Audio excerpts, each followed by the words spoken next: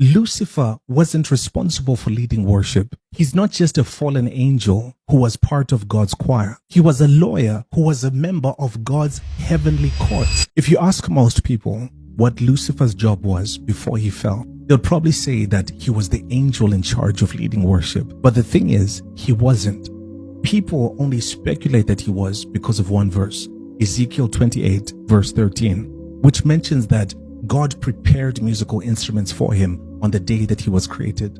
But apart from that, there's nothing that suggests that he was responsible for leading worship.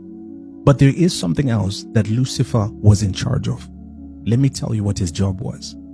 His name, Lucifer, comes from two Latin words. The words lux, meaning light, and fere, meaning to bring. And when you put these two words together, it means light bringer. So according to the meaning of his name, he was supposed to bring light. Or to be more specific, he was supposed to bring things to light. But the question is, what kind of things?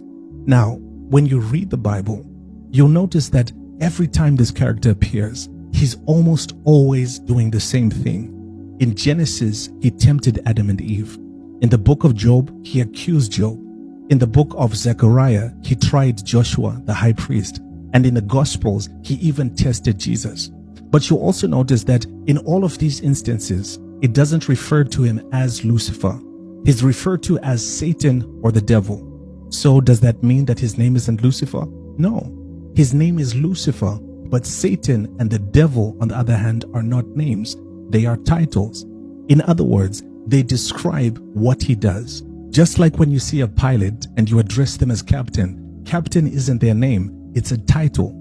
Satan or Satan isn't his name. It's a Hebrew word that means prosecutor, which is a legal title. To put it simply, a prosecutor is a lawyer whose job is to uphold the law and to charge people who break it.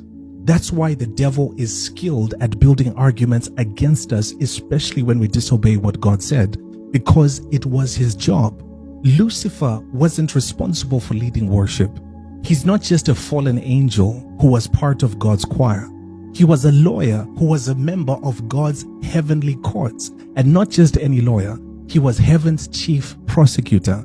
That's why he was held to such high standards. Ezekiel 28 verse 12 says he was the signet of perfection, full of wisdom and perfect in beauty. And verse 15 mentions that he was blameless when he was created. Why? Because his job demanded that he be beyond reproach, especially since it was his job to bring to light the sins of others and prosecute them before God.